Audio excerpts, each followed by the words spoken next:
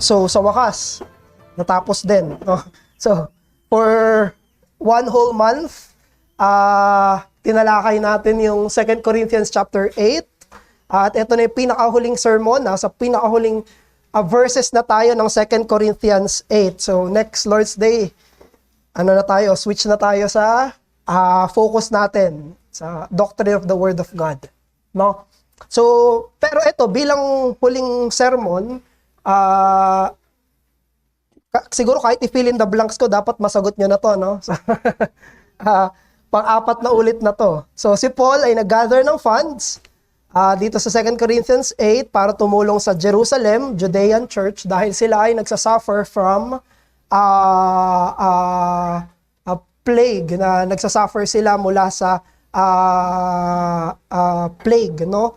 And then, nag-commit itong Corinthian church sa kanila na magtutulong sila kasama ng Macedonian church, kasama ng Galatian church, kasama ng iba't ibang mga grupo ng churches. Pero hindi ito natuloy, kaya't nandito si Apostle Paul ngayon sa chapter 8 para paalalahanan sila doon sa kinomit nila sa Panginoon na pagtulong nila, benevolence sa mga taga-Jerusalem church. So this is a follow-through sermon, message mula kay Apostle Paul para dito sa mga taga-Corinthians. So he is asking them to do a follow-through dito sa kanilang commitment para sa Jerusalem church. At sinimulan niya to dito sa chapter 8 sa pamamagitan ng pagtuturo tungkol doon sa example ng Macedonian church. Sabi niya, itong Macedonian church, extreme poverty sila,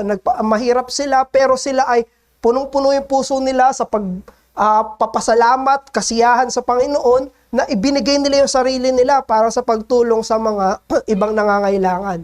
At sinabi ni Apostle Paul sa kanila, kung kayo ay malago sa iba't ibang bahagi ng inyong Kristiyanong pamumuhay, sa pagmamahal, sa zeal, sa knowledge, grow in this grace also. Kaya lumago kayo sa biyaya o sa virtue ng pagbibigay. Pero hindi lang sinabi ni Paul na ang halimbawa ay yung Macedonian church. Muli, kailangan natin ng real life examples. Kapwa mananampalataya na katulad natin, merong fallenness, merong indwelling sin, pero sila ay lumalago sa biyaya. Kailangan natin yon. Pero hindi sapat yon. Kailangan natin yung vision of Christ. Kailangan natin makita sa lahat ng usapin ng Kristiyanong biyaya, sa usapin ng pagsunod sa pananampalataya, kailangan natin ang maging motibo natin ay walang iba kundi ang Panginoong Hesus. Kaya maging dito sa usapin ng generosity, sa usapin ng giving, sinabi ni Apostle Paul sa chapter 8 verse 9, yung gospel. Ito yung ebanghelyo, siya na mayaman ay nagpakahirap para sa inyo. Na mga mahihirap ay yumaman. And it talks about righteousness. Tungkol sa katwiran sa harapan ng Panginoon. Sa harapan ng Panginoon, ang tunay na mahirap ay sila na walang katwiran. At lahat tayo. Wala tayong katwiran sa harapan ng Panginoon. Ang kailangan natin ay katwiran sa harapan niya. At yun yung binigay niya sa pamamagitan ng Panginoong Hesukristo. Si Jesus ay bumaba sa lupa, nagkatawang tao, nagdusa, namatay sa krus ng Kalbaryo, bumangon na muli pagkatapos ng 3 araw para sa dahilan na bigyan tayo ng katwiran. To give us righteousness. Sa usapin yan, sa context yan ng generosity. So, sa context ng pagbibigay. Sinasabi ni Apostle Paul, ito ang highest motive nyo. Yung ginawa niya sa Ebanghelyo. Bakit kayo magiging generous? Because Christ has given you righteousness. Binigyan ka niya ng katwiran na ihaharap mo ngayon at sa walang hanggan, sa araw ng paghukom sa Diyos Ama. Pero syempre, hindi nagtapos doon si Apostle Pablo. He continually urged the Corinthians dito sa gift or sa grace ng generosity. Sinabi niya sa mga susunod na verses, sa last sermon natin, na wag silang mag-alala, hindi ito burden sa kanila. So, balikan nyo na lang yung last sermon, hindi ko na ulitin. So, pero sinabi, hindi ito burden, hindi namin ito inuutos sa inyo para mabigatan kayo, hindi namin inuutos sa inyo para maging unfair sa inyo, inuutos namin ito sa inyo bilang pagpapala, hindi bilang isang burden. Sabi sa verse 13, "For I do not mean that others should be eased and you, Corinthians, burdened." Yan ang sinabi niya. Now, nandito na tayo sa verse 16 hanggang verse 24. Anong point naman dito ni Apostle Paul? Pangwakas niya na to, na pananalita. At least sa chapter na to. Ngayon, ang binabanggit niya dito, ay ano nang gagawin nila pag tinanggap na nila yung pagbibigay ng mga taga-Corinthians. So, inelaborate, naging transparent si Apostle Paul. Now, anong i-expect niyo, Corinthians? Kapag pumunta na yung mga messengers namin dyan, kinolek nila yung pananalapi, anong i-expect ninyo? Kasi minotivate na ni Apostle Paul itong mga mananampalataya dito. And Paul became transparent on how they will handle the money. Sinabi niya, magpapadala kami si Titus, yung kasama ni Apostle Paul, si Pastor Titus. Siya rin yung sinulatan dun sa Titus, sa isa pang book sa scriptures. At dalawa na unnamed na mga brothers, mga mapagkakatiwalaang kalalakihan, na in-appoint ng mga churches para i-accompany sila dito sa collection na ito. At alalahanin natin na sinulat mismo ni Apostle Paul ito para doon sa verse 21. Sabi niya sa verse 21, "For we aim at what is honorable not only in the Lord's sight, but also in the sight of men." Etong ginagawa natin sa pag-uudyok sa kanila sa usapin ng pagbibigay. Gusto natin itong gawin. Gusto namin kayo encourage sa paraan at panghawakan natin ito sa paraan na hindi lang nakakalugod sa harapan niya, kung hindi honorable din sa harapan ng mga tao.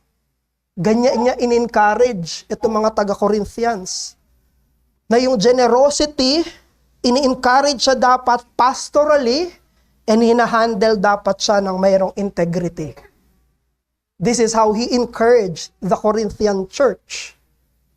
That they will handle it pastorally, and they will handle it with integrity.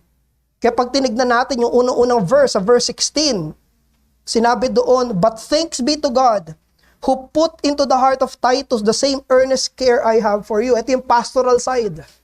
And then verse 17 hanggang dulo, verse 24, ito na yung, sa time natin ngayon, accounting na to.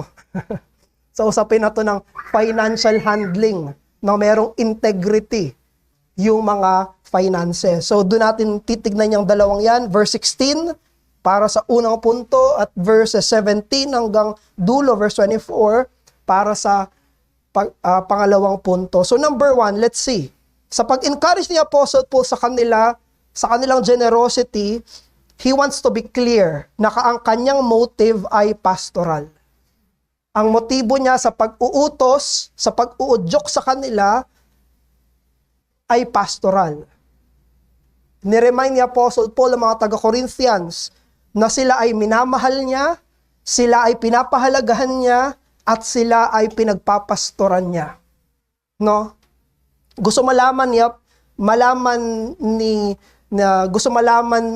Apostle Paul, gusto niya malaman ng mga taga-Corinthians na darating doon si Titus, o ipapadala nila na hindi lang bilang kolektor ng pera, kung hindi nagpapastor din ang kanilang kaluluwa. Sinasabi niya doon, sabi, katulad ni Titus, katulad ko, si Titus din ay may parehong pakialam sa inyo. Sinabi sa verse 16, "Who put in the heart of Titus the same earnest care I have for you." Kung babalikan natin yung context nito, napaka-reassuring nito sa mga taga-Corinthians. Dahil kung maalala nyo, si Apostle Paul ay siniraan ng mga false teachers. Siniraan si Apostle Paul ng mga tinatawag na super apostles, mga maling tagapagturo. Sinisiraan niya yung reputasyon ng Apostle Paul para hindi siya pakinggan. At ina-assure dito ni Apostle Paul sa verse 16 na may pakialam siya sa kanila. Ang gusto ni Apostle Paul ay sila, yung kanilang kabanalan, at hindi yung pera nila. Yan yung pinapaalala dito ng apostol. Pero, anong sinabi sa text? Anong sinabi sa verse 16? Yung pakialam ni Paul at ni Titus sa mga taga-Corinthians sa utos na to, sino yung naglagay sa puso nila? Sure, truly, may pakailam si Paul sa puso, sa kabanalan ng mga taga-Corinthian church. Si Titus may pakailam sa puso at kabanalan ng Corinthian church. They care for them. They are pastoral in their dealing with them sa pag-uutos nila sa usapin ng generosity. But the question, again, sino yung naglagay sa puso ng dalawang taong to na magkaroon sila ng ganong pakialam sa Corinthian church? And the text says, thanks be to God. Yung Diyos, yung naglagay sa puso nila ng pakialam sa taga-Corinthians sa usapin ng giving. Therefore, brothers, yung pakialam na to, yung pastoral heart na to, nasa Diyos muna, bago sa mga mangangaral at tagapanguna. Diyos muna, siya yung naglagay sa puso nila. This is crucial. Paul, in effect, is saying here in verse 16, sinasabi ni Apostle Paul, pag narinig nyo, kapag sinabi namin sa inyo, mga taga-Corinthians church, na meron kaming pakialam sa inyo, ang nararanasan nyo ay ang pakialam ng Diyos through His servants. Ito ay ang concern, ito ay pagpapastor ng Diyos through His servants. Mediated, no? So, ang dami nating matututunan dito sa verse 16. Pero ito yung pinaka-lesson dun sa verse 16. Mga kapatid, God cares more about the Christian's heart than his money in the imperative of generosity. Na mas may pakialam ang Diyos sa puso ng mananampalataya kesa sa pera niya, sa utos niya ng pagiging mapagbigay. Diyos ang nag-utos to be generous. Diyos ang nag-urge sa mga mananampalataya na mag-grow in the grace of generosity. Pero kailangan nating malinawan, ang pakialam ng Diyos sa utos niya ng generosity ay yung mananampalataya mismo. Hindi nasa bulsa niya, hindi nasa wallet niya, hindi yung ibibigay niya, siya ang pakialam ng Panginoon.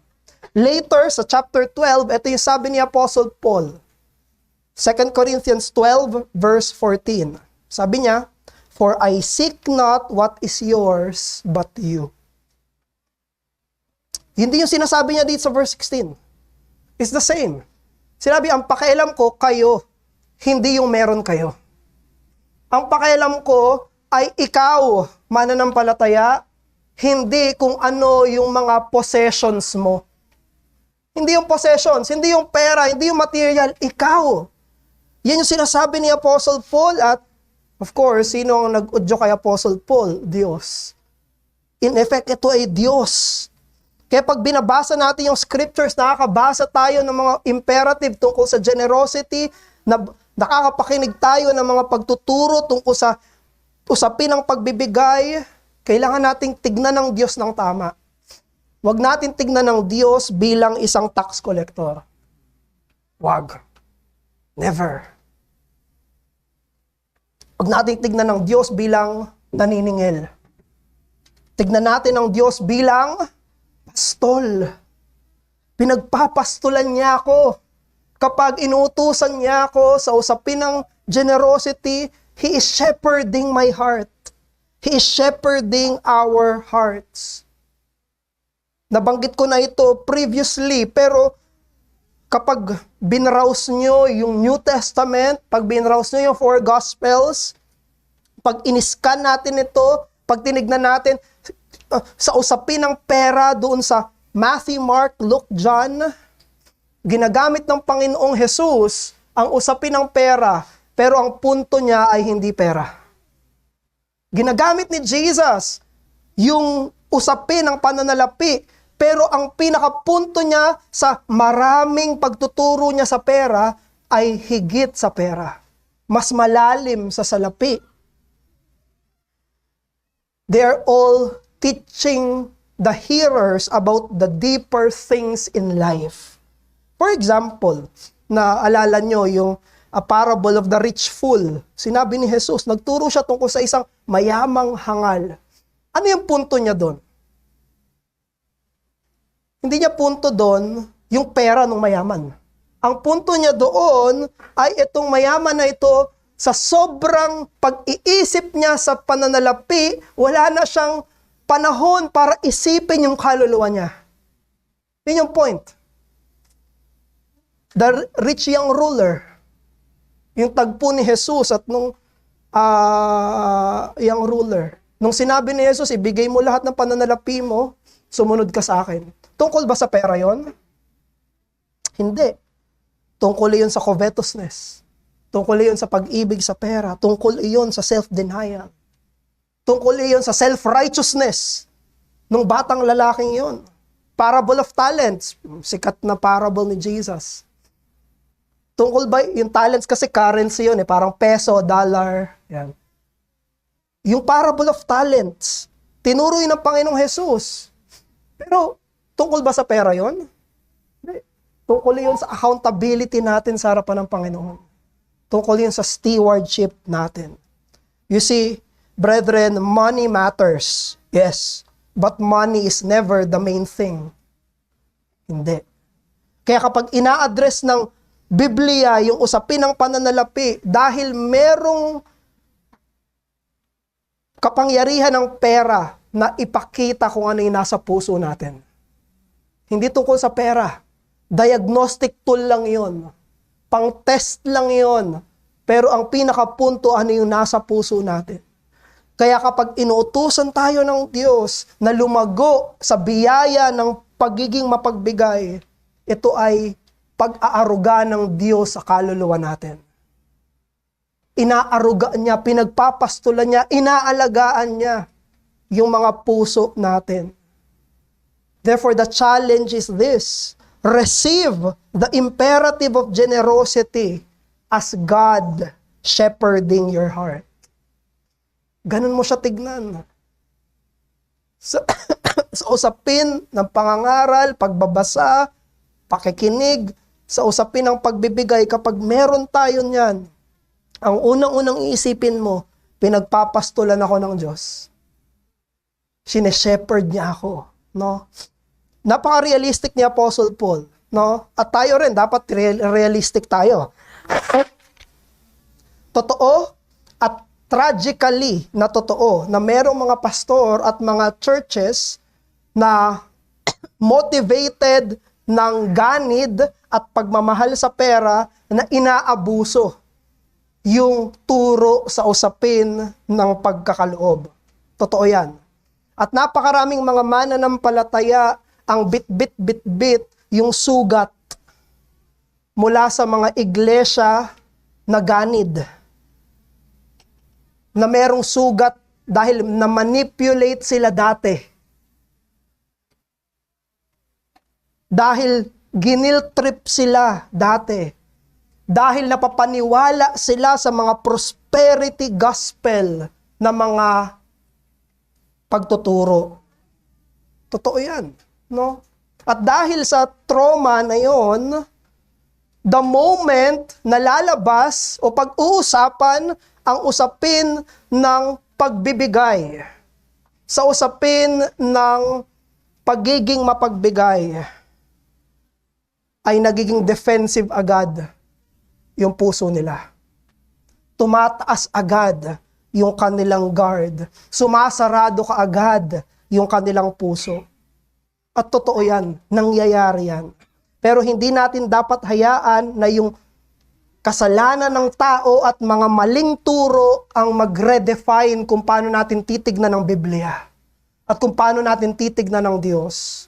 At kung paano natin babasahin ang katotohanan. Kahit kapag nakapakinig ka ng biblikal na pagtuturo tungkol sa pagbibigay, huwag mong isipin na yan ay tungkol sa Diyos na gustong kunin yung meron ka. Imbes, basahin mo tong verse 16. Isipin mo ito, pakinggan mo ito bilang Diyos na pinagpapastulan yung puso mo. Na ginagabayan ka palayo sa mga takot mo, sa self-reliance, sa idolatry. Ginagabayan ka papunta sa pagtitiwala sa Kanya, sa totoong kalayaan, hindi nakadepende sa pera, at sa totoong kasiyahan na hindi matatagpuan sa pananalapi. Kaya sa church natin, I would reiterate again, hindi ito all year round na sermon, no? We are planning every January. Ito natin ipapangaral. Pero tinuturo natin ito dahil ito'y nasa salita ng Diyos. Hindi natin tinuturo to para mang-pressure, para kumabig, para lumaki yung funds natin. No, this is to shepherd your heart. Ito'y para sa'yo. Ito'y para sa puso mo, mananampalataya. Dahil gusto nating gawin kung ano ang gusto ng ating Panginoon. Ang sagot sa mga maling turo tungkol sa pera ay yung tamang turo. Biblikal na turo. Hindi sagot sa maling turo ang manahimik. Hindi sagot sa maling turo ang maging defensive. Hindi sagot sa maling turo na wag na nating pag-usapan kahit kailan. Ang sagot sa maling turo, ano yung turo ng kasulatan? At alam nyo, si Apostle Paul, he could have demanded from the Corinthians. Pwede niyang sabihin, gawin nyo to. May authority siya. Apostol siya. Pero naging marahan si Apostle Pablo. Bakit siya naging marahan? Dahil ayaw niyang isipin ng mga taga-Corinthians na hindi niya sila mahal. Ayaw niyang isipin ng mga taga-Corinthians na pera lang yung habol niya. Kaya siya'y naging marahan maging sa usapin na to. At sinabi niya, again, 2 Corinthians 12, I seek not what is yours, but you. To the point, no, na sa Corinthians natin mababasa yung nag-refuse siya sa support. Karapatan niya yon, pero nag-refuse siya. Para saan? Para patunayan na ang pakialam ko ay hindi yung ibibigay nyo. Ang pakialam ko ay kayo. At muli, ito ay mula sa pakialam ng Diyos sa kanila. So brothers, when God speaks about generosity, He is not reaching for your wallet. He's reaching for you. Ikaw ang kanyang nais. Pangalawa, hindi lang pastoral in motive, kung hindi may integrity din in practice. Yung ginawa ni Apostle Paul dito, no? Sa usapin ng collection ng funds na to, merong tatlong mga ipapadala sila na mga messengers. Una si Titus, pangalawa yung famous preacher, verse 18, at pangatlo may tested brother sa verse 23. Tatlo, hindi isa at hindi rin si Apostle Paul. Now, wala to sa topic natin ngayon, pero I would digress. Dito sa verse 19 at verse 23, mapapansin nyo, yung famous preacher, saka yung brother, tested brother, pareho silang appointed by the churches. No? Hindi lang isang church, kundi churches. So, ito ay nagbibigay tibay na maging sa scripture meron ng association of churches. Kasi grupo ng mga churches, in-appoint nila para sa benevolence. Para sa usapin ng benevolence. No. Digression lang yon. Hindi natin pag-uusapan ngayon yon. Pero bakit ganon? Bakit ang ginawa ni Paul, iba yung pupunta, hindi siya? Bakit hindi siya yung pupunta, hindi siya magko-collect netong funds na to? Alam niyo kung bakit? Para hindi siya pagdudahan. Para hindi siya pagsuspetsahan. Para hindi pagsuspetsahan si Apostle Paul na, kinukuha mo lang to para sa sarili mong gain. Isipin nyo, naisip agad ni Apostle Paul yon. Yun agad yung plano niya. Ibang mga tao ang pupunta para sa funds na to. Hindi siya.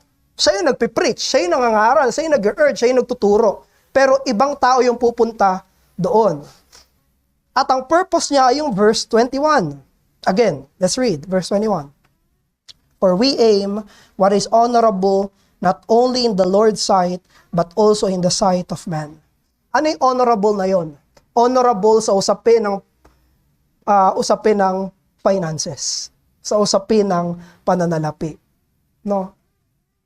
Na hindi siya pagsuspetsahan na ito ay para gagamitin niya para sa sarili niyang gain. Therefore, transparency and integrity in financial matters, brethren, those are crucial to the testimony of the gospel ministry. Siguro hindi natin iniisip yun ngayon, pero napaka-importante nun sa usapin ng ebanghelyong pagmiministeryo. Transparency, integrity sa usapin ng pananalapi, sa usapin ng gospel ministry. Bakit sa panahon natin ngayon, maraming mga Pilipino na yung critical sa pagbabayad ng tax? Bakit?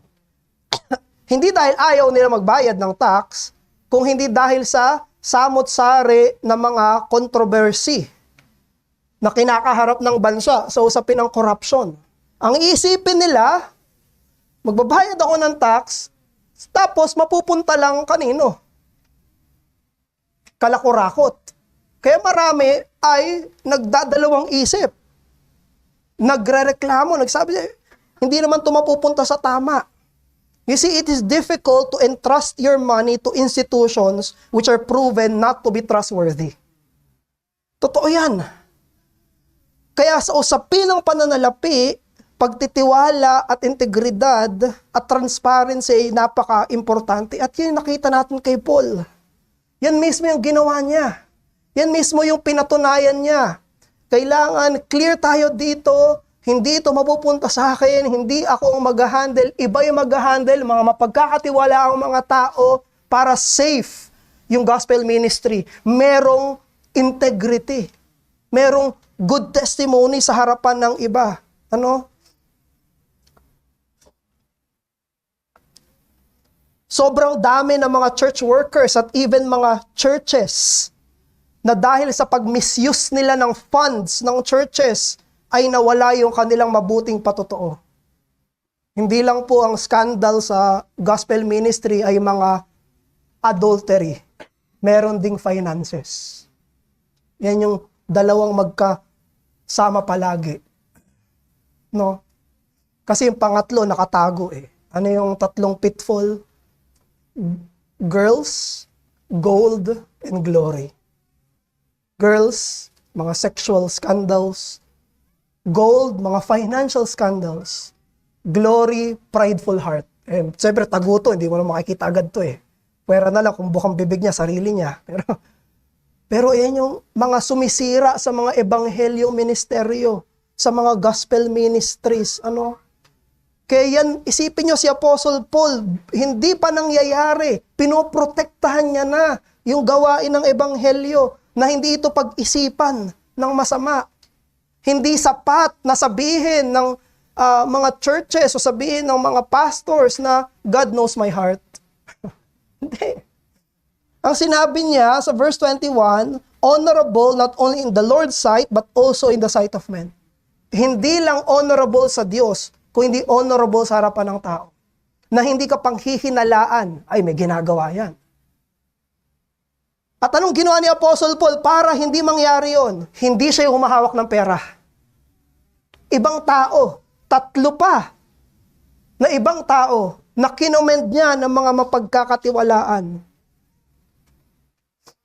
And that's how it should be, as it is taught here. Oh, of course, may application yan sa atin bilang isang church, pero may application din yan sa atin bilang personal na mga mananampalataya. No? Sa atin bilang mga personal na mananampalataya, hindi naman natin bubuksan yung account natin para ipakita sa iba palagi, no? yung paano natin ginasulat ng pera natin. Pero, still, we should ask the Lord to be blameless when it comes to our stewardship of money before God and also before men. Totoo, pag institutions, yung pinag-uusapan, mas open ito sa scrutiny Di ba? Sinasabi nila, dapat maging transparent, ipakita nyo lahat. Yung gastos, ipakita nyo lahat. Siyempre, hindi naman yan gagawin sa'yo bilang individual. No? Pero kahit na hindi yan gagawin sa atin, tandaan natin, kita ng Diyos. Before God, we are accountable. Before God, wala tayong maitatago sa usapin natin ng pananalapi. Not many people have the right to scrutinize how we use our money. Not many people. No? Pwede, asawa mo, syempre. O kaya, magulang mo. Kung ikaw ay minor pa, pwede yon, di ba? Pero not many people have the right to scrutinize how we use our money. But, brethren, God has the right. May karapatan ng Diyos. Karapatan niya na i-hold tayo into account. No? So therefore, let's pray to the Lord na bigyan tayo ng clear conscience, bigyan tayo ng generous spirit, bigyan tayo ng wisdom on how to handle kung ano yung ipinagkatiwala niya sa atin. Now, as a church, bilang isang iglesia, ang unang-una natin gagawin, magpasalamat sa Panginoon dahil sa financial team ng ating church. Yun yung una natin ipagpasalamat. Salamat tayo sa Panginoon, sa financial ministry sa ating local church. Dahil ginagawa nila yung kanilang obligasyon. Kumbaga, isipin nyo, sila si Titus, famous preacher sa Attested Brother. Yung finance natin, sila yung tatlong to. Dahil sa kanila, hindi nababahiran ang ating pangangaral. Hindi pinag-iisipan. Baka yung mga baka sila pastor o kaya yung mga ano dyan, diretso sa bulsa nila lahat ng offering. Hindi. Kasi alam nyo, ang ating mga pastor, ang ating mga mangangaral ay napakalayo doon sa finances. Iba yung nag-handle. Sila, wala kaming, hindi sa amin dumidiretso yan. Bakit? Papasalamat tayo sa Panginoon. Kasi merong grupo ng mga mapagkakatiwalaang mga mananampalataya na ginagamit ng Panginoon behind the curtain. No? Wala sila sa harapan, pero napaka-importante. Yung dalawa pa nga dito, unnamed di ba? Unnamed. Pero sa kanilang kasipagan, the church is protected from confusion, suspicion, and unnecessary conflict. Gaano karaming churches ang nag-away-away dahil sa pera? Gaano karaming churches ang dahil sa usapin ng pera? And God protects us because of our brothers usapin ng finances. Sino yung unang nag-handle ng pera natin o outreach pa tayo? Si Temi. Sumunod, Deacon Noyki na. Tinransfer na Deacon Noyki si Deacon Gino na. Kayo yung tatlo. Sino yung famous preacher? Hindi si Temi, syempre. Pero besides them, yung ating finance team, di ba? Dahil dito sa usapin ng transparency na ito, integrity na ito, ang ating gospel ministry ay nailalayo sa usapin ng skandal na to. Huwag nating isipin na ito yung modern pragmatic practice. Hindi. Ito'y nasa scriptures. Ayan mismo nasa salita ng Diyos. Pwede isipin, ba't nag-accounting pa? Ba't nililista pa yung pera? Ba't may financial reporting pa? Kailangan ba yun sa church? Yes, ayan nandyan. Para saan? Protektahan ang integrity ng gospel ministry. Hindi yan formality, mga kapatid. Kailangan yan. Nakasulat yan dito sa Biblia. Ginawa yan ng early church. Ginawa yan ni Apostle Paul. Therefore, for us, let us ask the Lord na i-guard din sa integrity ang ating mga kapatid na nagle-labor dito. Palakasin sila ng Panginoon, bigyan sila ng clarity sa kanilang work. No? Let us respect that work, pray for that work, and support for that work. Dahil kailangan ma-encourage tayo dito sa gospel cause na ito, na ipagpapatuloy natin yung ministry at tayo ay bukas loob na pwedeng maging generous dahil alam natin na sa ministry na ito, hindi ito corrupt. Ito'y pumupunta sa usapin ng ebanghelyong gawain. Because we know that what we give really contributes to the cause of Christ. Bilang pagtatapos, Antipolo Reformed Baptist Church, lumago ka sa pagbiyaya ng pagbibigay, hayaan mo ang motibo mo ay maging ebanghelyo, ang unang tinanggap mo kay Kristo, hayaan mo ng pagbibigay ay hindi maging burden sa iyo, tratuhin mo ito bilang pagpapastol ng Diyos sa iyo, at ma-encourage ka dahil sa usapin ng financial integrity, God is sustaining our gospel ministry. Manalangin tayo. Aming Ama, maraming salamat po, O Diyos, sa huling bahagi ng 2 Corinthians 8. We know, Father, na ito ay nasa usapin na ng teknikal, nasa usapin na ito ng formal, sa usapin na ito ng pangangalaga, ng pananalapi. Pero tulungan nyo kami makita na nandito ka pa rin. O Diyos, Ikaw ang naglalayo sa amin sa kasalanan, sa usapin ng pananalapi. At Ikaw rin nag-udyok sa amin sa usapin ng aming pagsunod sa iyo, sa usapin ng pagiging mapagbigay. Turuan mo kami, Panginoon, muli, na mga tamang motibo. Alisin mo sa amin ang mga takot. Alisin mo sa amin ang pangamba. Alisin mo sa amin ang sala, O Diyos, ng pagiging ganid. Kung hindi, udyukin mo kami, Panginoon, na maging kawangis ng Panginoong Hesukristo bilang tugon sa tinanggap naming ebanghelyo. Mamakaawa kami, O Diyos, sa usaping ito. Nihiling namin ito sa pangalan ng aming Panginoong Hesus. Amen.